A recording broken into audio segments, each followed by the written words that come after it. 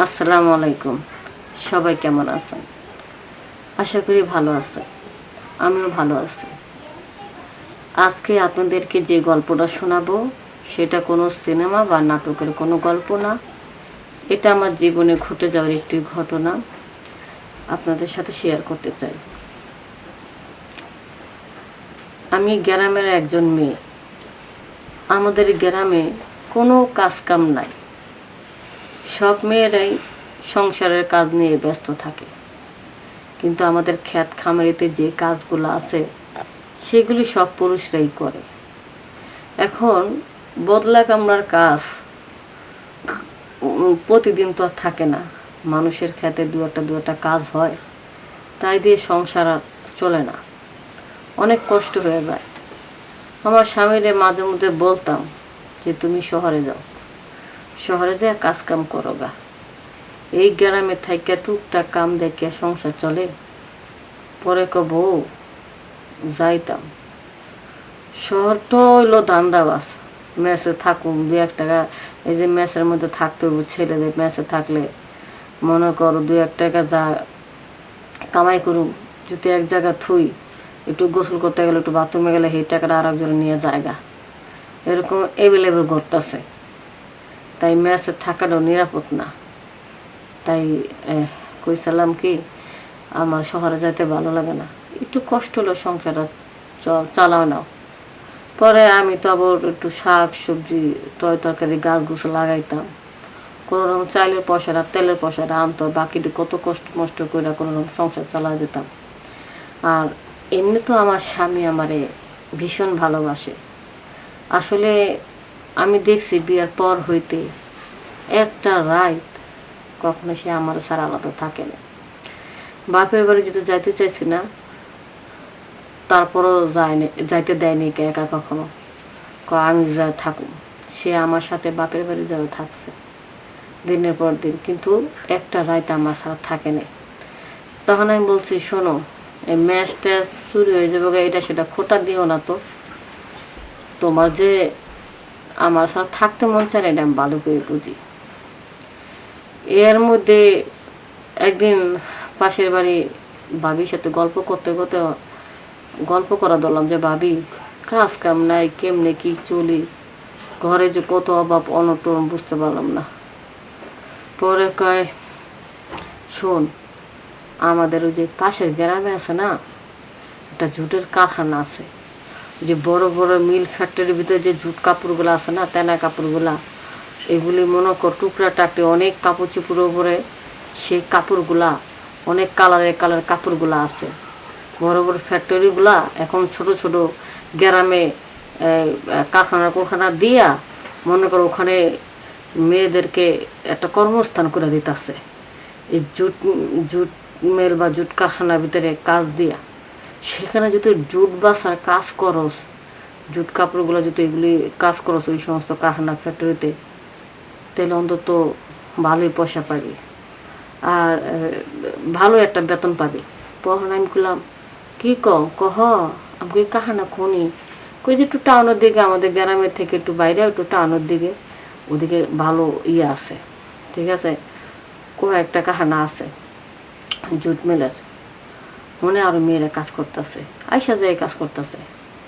তবে আমাদের বাসা থেকে 1 কিলো রাস্তা দূরে, 1-2 কিলো রাস্তা হইব। তখন আমি চিন্তা করলাম হাইটটা গেলাম, এক গ্রাম থেকে অন্য গ্রামে হাইটটা যাবো, কিন্তু সেটা সমস্যা নেই, মাস শেষে যে একটা বেতন পাবো তাতে আমাকে সংসারে অনেক উপকার হতো। পরে আমি চাইছিলাম যে আমার জামাইরও কাজে ঢুকা দিই। পরে বেটারা করলো যে না, এখানে শুধু বাছাবাছির যে কাজটা আছে সেটা মেয়েরাই করবে, আর পুরুষের যে কাজগুলো সেটা এখন খালি নেই, যখন খালি হবে তখন আপনাদের পরিচিত কেউ থাকলে নিয়ে। এখন তো আর আমার স্বামীর কোনো কাজ ম্যানেজ করতে পারলাম না ওই জুট মেলের ভিতরে, শুধু আমার কাজটাই ম্যানেজ করলাম। তো আমি যখন কাজে ঢুকছি, ম্যানেজার মালিক খালি দিয়ে আমার দিকে তাকায়, মানে সে অবাক হইতেছে আমার দেখা যে সত্যি আপনি কাজ করবেন। আমাকে হ্যাঁ, অবাক হওয়ার কি, কয় না আপনি যে সুন্দরী স্মার্ট সুন্দরী, মনে হইতেছে একেবারে সিনেমার নায়িকাদের মতন দেখতে। আপনার মতন এত সুন্দর একটা মেয়ে এই সমস্ত ছোট কাজ করবে, আপনি তো ইচ্ছা করলে মিডিয়াতে ঢুকে ভালো কিছু করতে পারেন। তখন আমি বললাম, ভাই মিডিয়ার কাজ কাম এগুলি কখনো জানিও না, বুঝিও না, ওগুলির ব্যাপারে আমার কোনো অভিজ্ঞতা নাই। আর আমরা ওইসব নাচ গানা পিনা এগুলি আমরা পছন্দ করি না। পরে আমরা কইলাম যে এই কাজে করুন। এখন তো ওই লোকটা আমার থেকে চোখে সরাতে পারতেছে না, মানে কি বলবো, সে আমার দিক থেকে চোখে সরাতে পারতেছে না। ম্যানেজারটা আর মালিকটা এত পছন্দ করছে আমারে। পরে দিল, কাজটা বুঝা দিল। 8-10টা মেয়ে ওখানে কাজ করতেছে। 8-10টা মেয়ে না, বেশিরভাগই মহিলা। মেয়ে বলতে আমি আছি, আর সবগুলো বুড়ি দুড়ি। কারণ কি, গ্রামে তো বুড়া মানুষগুলো আসলে পোলারা ছেলেরা খাওয়ান টাউন দেয় না। পরে এদেরকে কামে নিছে গরিব মানুষ, যে পান খামো ওষুধ খামো কোনো তো টেহা পাই না, তাই বয়ে বয়ে জুট বাসার কাজটাই করলো। তো ওখানে যে কালারিং কাপড়গুলো আছে, লাল আছে, লালগুলো আলাদা সাইড, সাদাগুলো আলাদা সাইড, কালোগুলো আলাদা সাইড, এরকম আর কি। ছোটো ছোটো টুকরা কাপড় থাকে, এইটিরে বলে জুট কাপড়, এগুলো একটু আলাদা আলাদা করানো লাগবে। তো এইসব কাজ তো মনে করেন যে কোনো মানুষই বুঝবে, ছোট বড় বুড়া বুড়া সবাই বুঝবে। তো ওখানে সব মহিলা মুরব্বী বুড়া মহিলা হারাই করতেছে। তো সুন্দর বলতে আর জোয়ান বলতে আমি ছিলাম। তো একটু পর পর আসে মালিক ম্যানেজার, ঠিকঠাক মতন কাজ করতেছো কি না তাই দেখতে আসলাম। আসলে আগে বলে দিয়ে গেছে কাজ, আর ফুসকে দিত আসেনি। আর এখন শুধু আমি কাজে লাগার পরে ঘন ঘন আসতেছে, ঘন ঘন আসতেছে। 2-একটা মহিলা আবার কইতাছে, এই এই তো আবার এই বয়সে তোর জামাই নাই, হ্যাঁ তোর আবার এই জুট মেলার ভিতর কাজ করানো লাগবো। হ্যাঁ 2-একজন আবার মহিলা আছে না, খচ্চর টাইপের, মানুষের ভালো দেখতে পারে না। তখন আমি বললাম, শুনে জামাই আছে, একজনে কাম করলে সংসার ভালোভাবে চলে না, দুজন মিলে যদি একটু কাজ কাম করতে পারি তাহলে ভালোভাবে চলে যায়। হ, তারপরও বেটা এদিকে কাজে তোর একটা মাইয়া, এই যে আমগো দিকে কত মাইয়া মুইয়া আছে, আমাদের কাজে দিই না, আমরা করি। তখন আমি শোনেন, আমার ফ্যামিলিতে আমি আর আমার স্বামী ছাড়া কেউ নাই যে কেউ আমাদের হয়ে কেউ কাজ করব। এখন অভাবের কারণে আইসি খালা, এছাড়া তো আর আইতাম না। হ আইসোস, এই গ্রামে নতুন জুট মেল জুট কারখানা হয়েছে, আইসোস অভাবে পরে ভালো কথা, সাবধানে থাকিস। সুন্দর মাইয়া বলা দেখলে কত শকুনের নজর পড়ে। পরে আমি নজর তো বাড়িতে থাকলেও পরে পড়ুগা। তো এইভাবে কয়দিন কাজ কাম করতে করতে হঠাৎ করে একদিন কইতাছে, আমার তো আরো কিছু কাজ বাকি রয়েছে। মালিক ম্যানেজার কইতাছে, আরো কিছু কাজ বাকি রয়েছে, তো এত মানুষ তো লাগবে না, একজন মানুষ থাইকে গেলে আমার এই অল্প কিছু কাজ হয়ে যাবো গা। পরে সবটিরে বিদায় দিল, আমারে রাখলো, কলো যে আপা আপনি কাজ করতে থাকেন, যেহেতু আপনার একটু বাড়িতে সমস্যাটা বেশি, আপনি কাজ করতে থাকেন, এটা আলাদা পয়সা দিব। তো সব মহিলা গেছে গা, আমরা 10-12 জন মহিলা কাজ করতাম, গেছে গা।